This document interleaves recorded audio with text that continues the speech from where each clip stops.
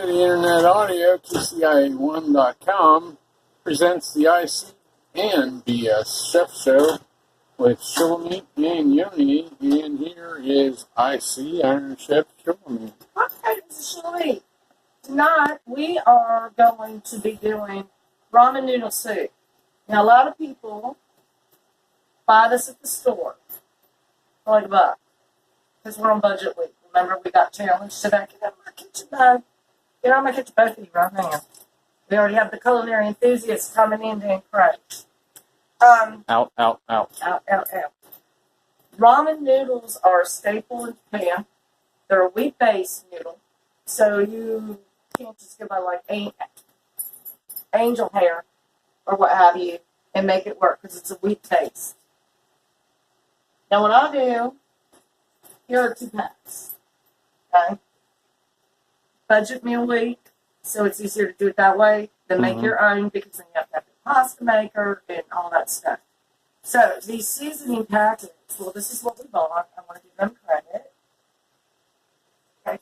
These seasoning packets are full of salt. So basically what I do with them, I don't like to throw away food, but I do not use them in this dish. So I'm just going to put them aside. I use them for something else. Like with all the salt in it, if you want to make a spinach dip or something like that, it's great. So here is what is going on, and here are all our raw ingredients to begin with. Then we're going to go, normally with ramen, in and of itself, it is a huge meal. It's not pouring water into this and adding that packet.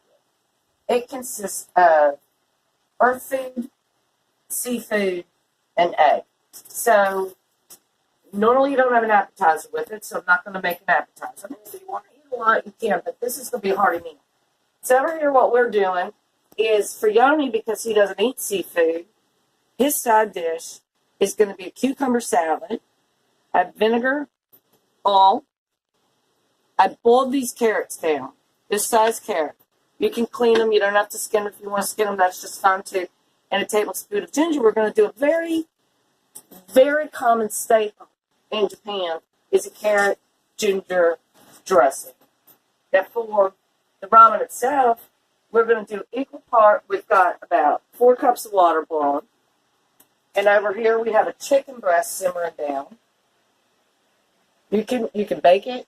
You can steam it. You can boil it, whatever you want, or you can use pork. Pork is the traditional way of doing it, but a lot of people are running twist on ramen these days. I have shrimp separated because you want to put seafood in it, but Yoni, the BS, the big sugar, won't eat seafood. So I'm helping people at home that have these dietary restrictions on certain things. Now, in those packets, there's a lot of salt. We're getting our salt in a different way. So what's going to go into our soup, that's our dressing. Okay? Our soup is going to be mushrooms. The most common are shiitake, dried mushrooms. But it's budget week. So I went with a varied size of your regular mushrooms to get stuff. An onion, a little bit of it. Or you can use spring onion. 2 eggs, they're going to be soft boiled. Chicken, our noodles are going to come in later. And you can use spinach, or you can really change it out with some nori. So what I'm going to do right now is show you how to get equal parts of mirin. Mirin you can get away, if you can't buy mirin, we're M-I-R-I-N, okay? You can take 1 to 2 tablespoons of sugar and mix it with some white wine, dry white wine or dry sherry. So I'm going to take 1 ladleful of that. Soy sauce, salt, not low sodium, unless you have a dietary problem. And you want to watch on that because if you do, we don't want anybody going into health problems. And for the amount I'm cooking for the 2 of us with leftovers, I'm going to do 2 each. So this is about 1/4 cup each of mirin and soy sauce. And I'm setting it aside. It's not going into my broth right now. I could do a little more. Just because there's a movie out called The Ramen Girl, and there's a line in it that says, do what everybody else does in Japan. Right. So Anyway, we got that. And we've got our ramen noodles right here. So, for the home chef, you don't do this in a professional kitchen. You have a very different way of doing it. For the home chef, you just want to get it moist. These wheat noodles come down very quickly in the pot.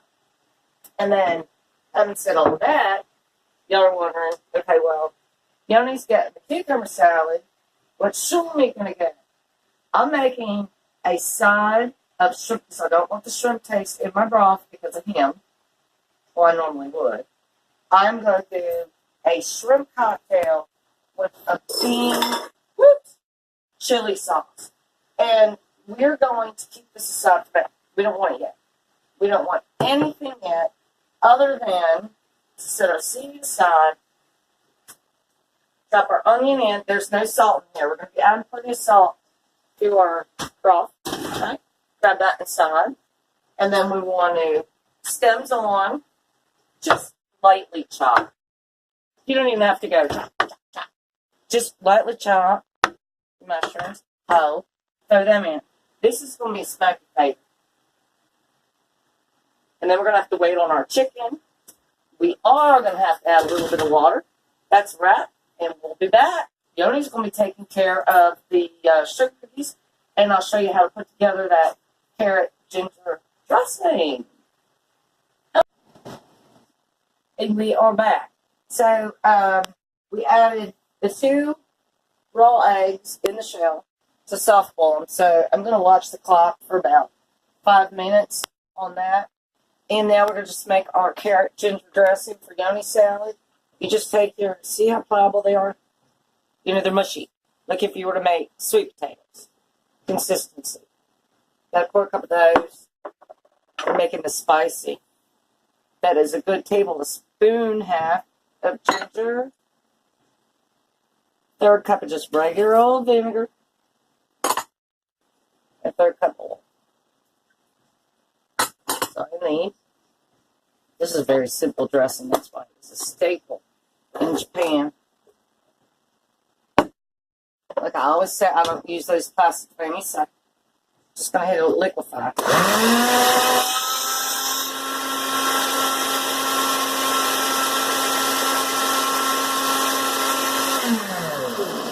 And you do not need salt and pepper in this because the ginger itself is incredibly spicy.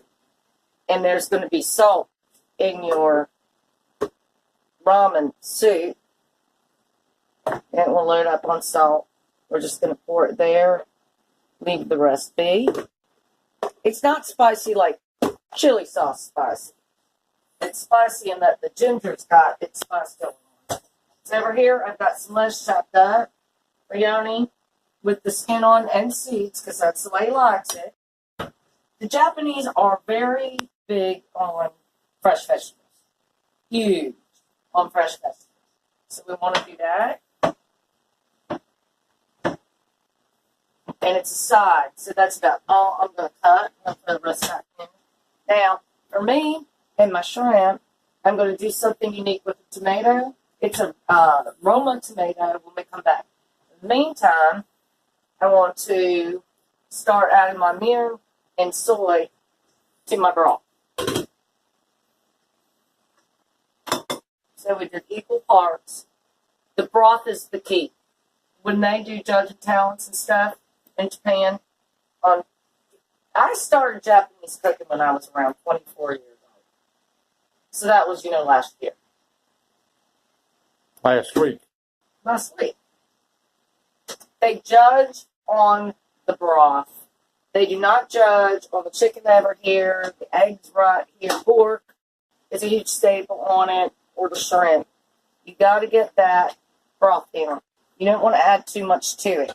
The mirin and the soy are going to do their jobs on their own. So at this point, because I'm going to soft boil eggs, I want to go from high down to low.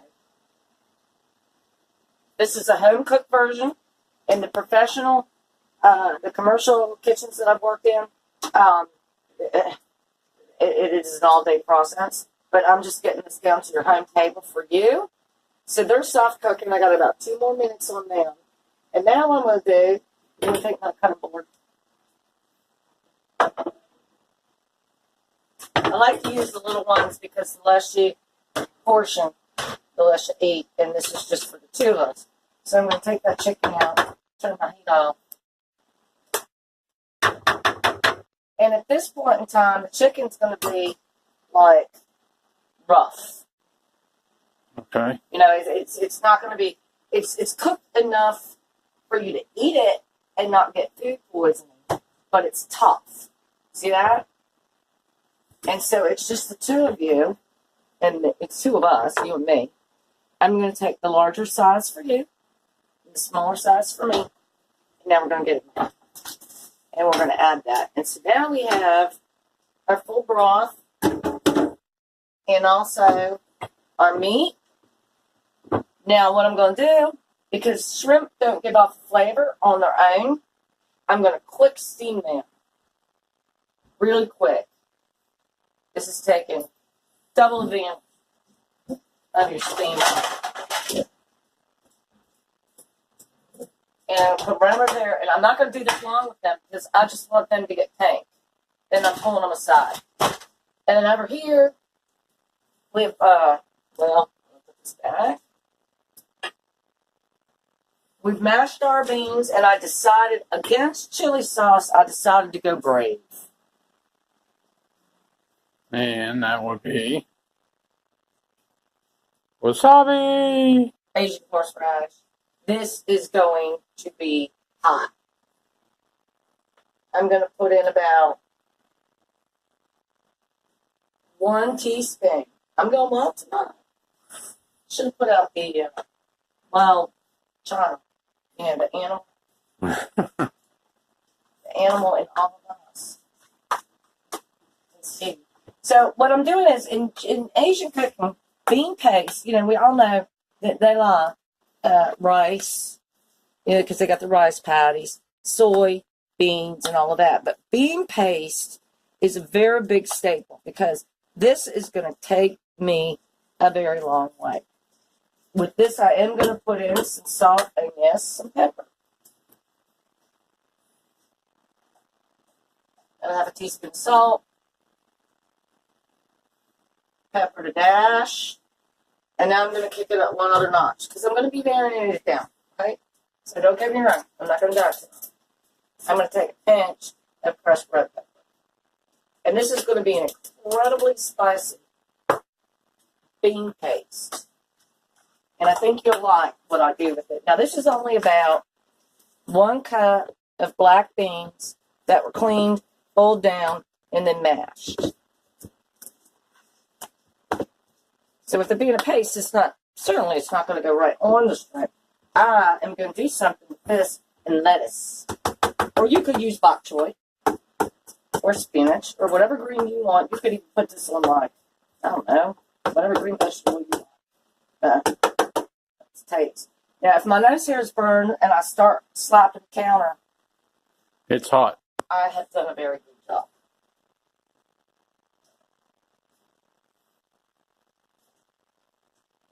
Slow heat. Actually, perfect. That's good. Just a tad under table slap. All right. We'll be back. Okay, we're back, and Iron Chef Shulamit has started plating. This is her shrimp salad. I guess that's a shrimp salad with the bean sauce. White wine, libation, water, and we got Chief, the aquatic culinary enthusiast, and we do have Freddie in there somewhere.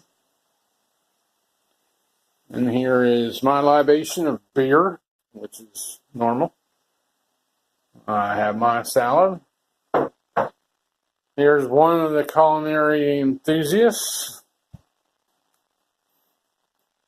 Baruch. Yeah, crawl, buddy, crawl.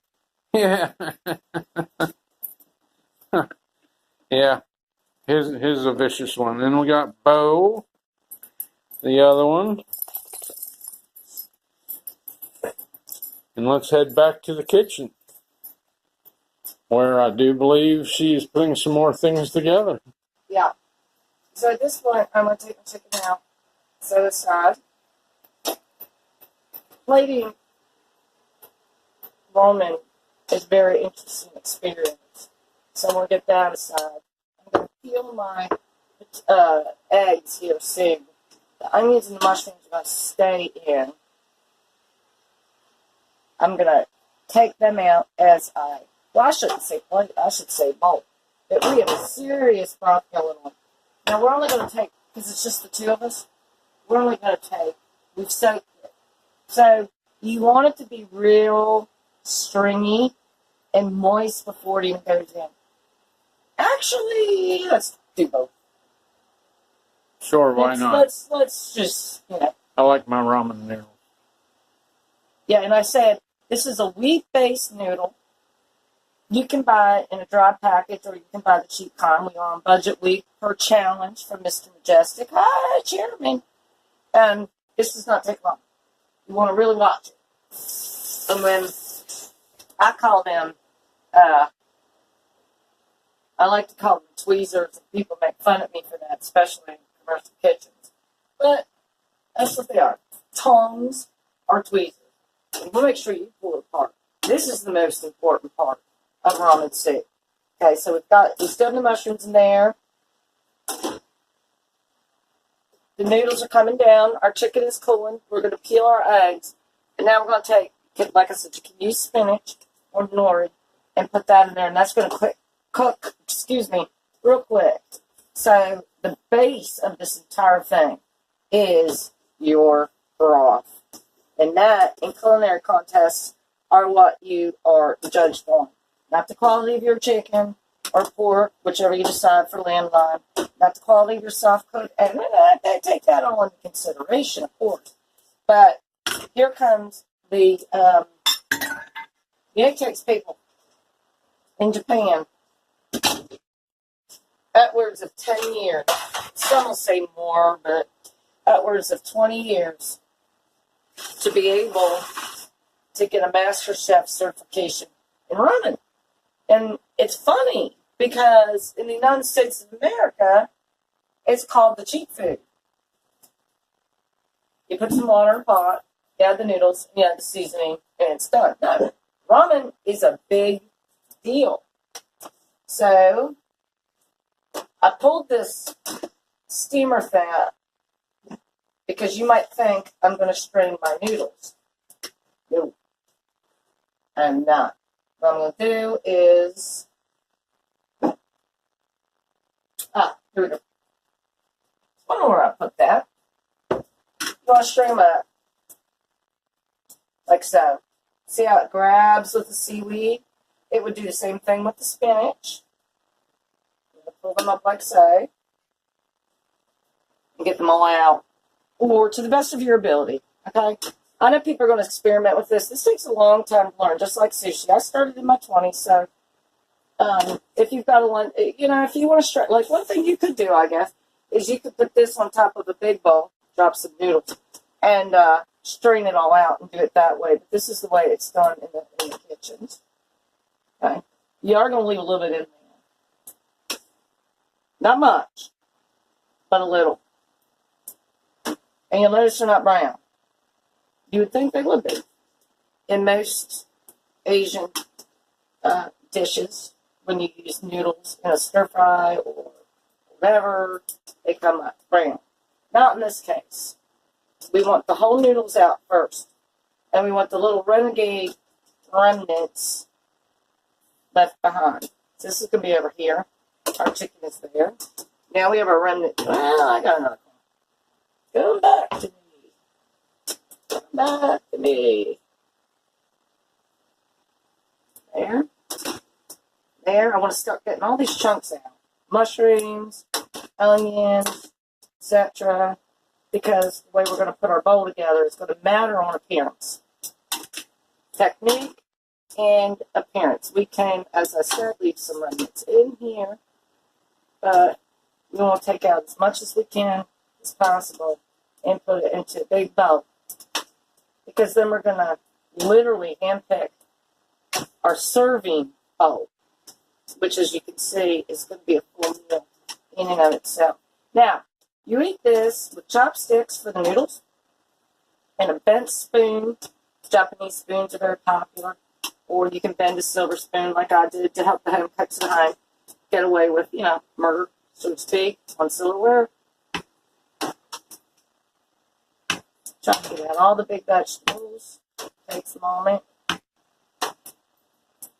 And at this point, I can turn down my heat. Turn it off.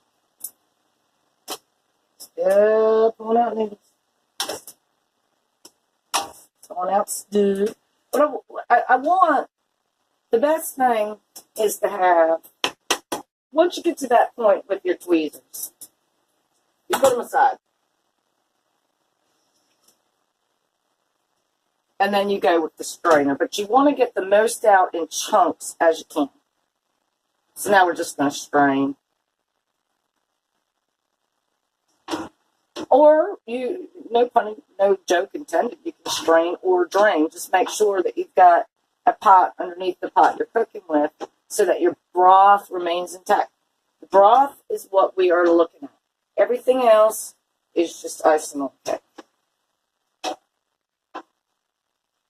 And I believe, with the exception of a few rebels with the cause, because they don't want to leave the broth,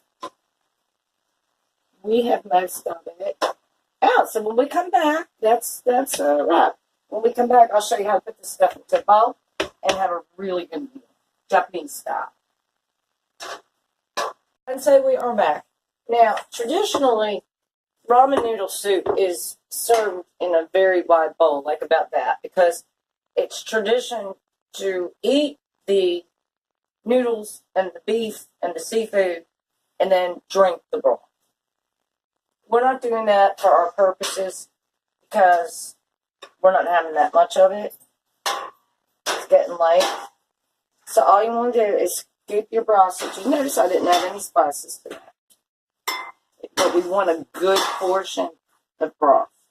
Like I said, the broth is where it is at.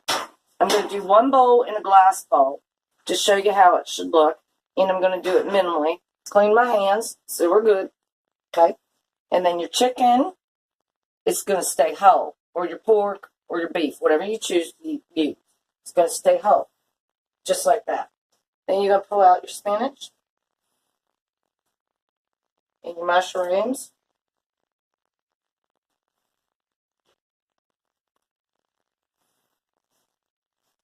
And then your noodles. So, once you get that to there, you want to tie your lining on the bowl. Put more right there. Now, you're going to put in your noodles. Okay. So this is like, I would say, an appetizer version of ramen noodle soup, which I've been tasting. This is how you eat it. Can you grab me one of those bent spoons, please?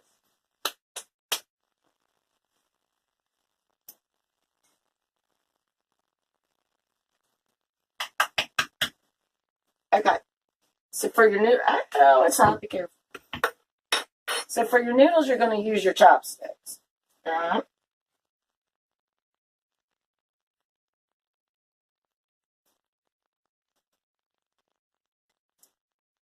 It's perfect. And for your broth, you're going to use what is called a bent spoon. They have them in Little League China.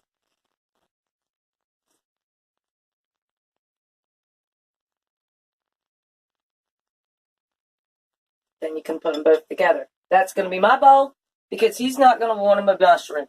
So then when we come back, Yoni is going to show you how to make sugar cookies. But I'm putting this right next to my shrimp right now. So this is how pretty my plate looks. Yours is coming out in a blue bowl. And we shall be back. And we're going to be making tea. There's an act to that. All right, we're back. We're not quite at the sugar cookie stage yet. Look at this, eh? Yes, we will. So, although we put this to the way we wanted, with me with my shrimp on side, and Yoni was not wanting shrimp, whatever, and lacking the egg because we had egg earlier. This is exactly what it should look like in traditional Japanese fare. We have our shrimp, our chicken, our soft-boiled egg, our spinach or nori, our onion, and our noodle. And we have a bent spoon. That's how it goes into that. Plus, we take our chopsticks, just to recap, easy to use. You just like that, and then you're going to use only 4 fingers: thumb, index, middle, and ring finger. And so for the noodles, you're going to raise them up like that. For the rest, I think a spoon is self-explanatory. And we shall be back, and next is going to be Yoni on the line. Oh, Yoni on the no. line cut with making sugar cookies for dessert. This is showing you're listening, or watching, I'm sorry. ICBS. Yeah, ICBS Chef Show. On KCIA1.com, Kansas City Internet Audio. Check us out, Brooking on the Kitchen. And we play classic rock and oldies. Yoni and I DJ on Thursday nights and Saturday nights, Saturday evenings, and then we get in when we feel like it. Yep. We'll be back. We'll be back. And we are back with the Kansas City Internet Audio, IC and BS, Big Shucker, and KCIC, Iron Chef Cooking Show. Yoni's going to take over this portion, and he's going to make you some sugar cookies. So you can see he is all suited up. In the meantime, I'm going to be over here making his breakfast before he goes to work. So we're going to just do some simple things. And over here, we have a potato steaming. Have to have that potato steamer going at all times. And as always, our culinary canine enthusiasts are really active into this. It's 5:15 in the morning, folks. We didn't get this done last time. So, Yanni, what are you going to do? I'm going to do sugar cookies. Basically what we have here, we have a teaspoon of baking soda, half a teaspoon of baking powder. We have 2 3/4 cups of flour. We're going to add a little bit of syrup. We have a cup and a half of sugar, 1 cup of butter, 1 egg with 1 teaspoon of vanilla extract already included in that. And if you can't remember your recipes, if you're just tape it up there like we do in a commercial kitchen. They're right there for you so that you can follow directions and get it done right. We're preheating our oven at 375. Basically what you want to do then is, because I'm going to follow the directions as well, in a large bowl, cream together the butter and sugar until it's smooth. So we're going to do that. I'll take your bowl. I can be your garbage person. Okay. My hands are clean, but I'm going to attempt to use this whisk here on this. Or you can use a hand mixer if you want, but we try to do things traditionally like our grandmas did. So we will be back once that is mixed. All right, Big Shucker, what do we have going on now? All right, well, as you can see, the whisk didn't work, so I did move to a wooden spoon. Well, the whisk helps to break it down initially, and then you can go to the wooden spoon or the hand mixer. So now you are the hand mixer. Yeah.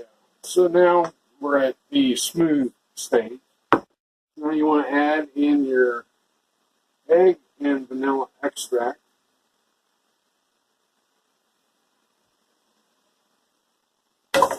Gosh, we wash a lot of dishes. Yeah, so then you want to blend that in.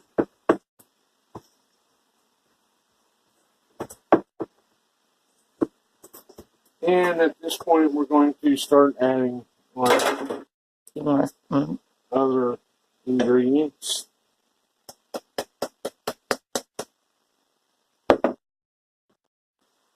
Slowly, you want to mix them in. You want a little bit more. So he's in a learning curve, folks. This is all new to him.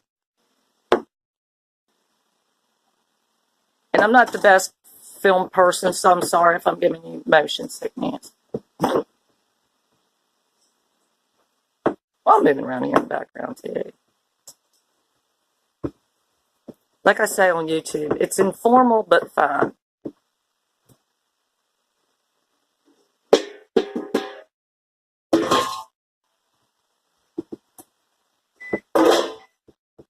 Our oven is done preheating. And we'll be back to show you how to roll these We things. are getting to that point. Okay, we are back. All right. As you can see, I've started to roll some out.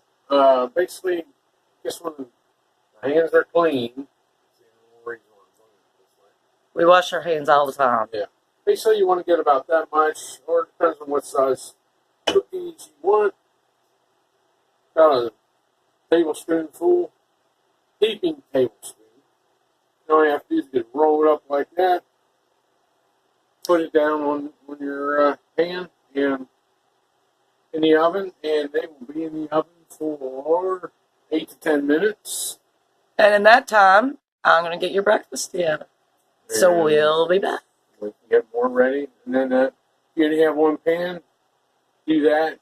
We'll get about, let's see, 2, 4, 6, 7.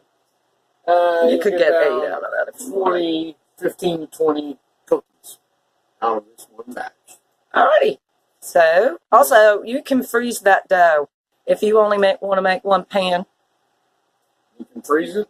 you can freeze the dough. Yep, it'll be just as good when after you pull it out of the freezer and let it thaw. Defrost it.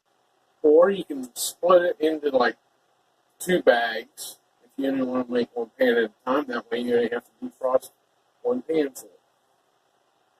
Thumbs up. Yeah, Yoni. thumbs up. That's why you're the big shucker, right? Plus, I was wondering when you were going to do that. Who doesn't eat the cookie dough when it's raw? I mean, it's sugar, and it's 5:30 in the morning. Person needs sugar to wake up. So. All right, I've got your tea kettle going. All right, we're back. This is Yoni, and we have pulled out our sugar cookies. Oh, bright light, bright light. All right, they look pretty good. They taste even better because one's missing. Hit my belly. This is the rest of the cookie dough. You can freeze this, and if you want to, let's say you just want to make like 6 or 8 cookies in each batch. What's there is just cut in half in 2 bags and throw it in the freezer. That way you can defrost later. Well, I will be cooking them all day long. I'm going to make a second batch, actually. Okay, it looks like you have started preparation for the sushi show tonight. Yes, sir, I have. And you got the shrimp thawing and rice. Small green rice. And cucumber, carrot. Water. And mirin. And I'm going to add to this avocado. I'm going to make mayonnaise. And nori, of course, your wrappers. And I'll go through step by step. But I'm going to make a couple rolls ahead of time so that we don't waste a lot of time before dinner. Okay. And that will be tonight. And this is Shulami and Yoni for KCIA1.com, Kansas City Internet Audio. The IC and the BS Chef Shack. From home, informal but fun. We are out.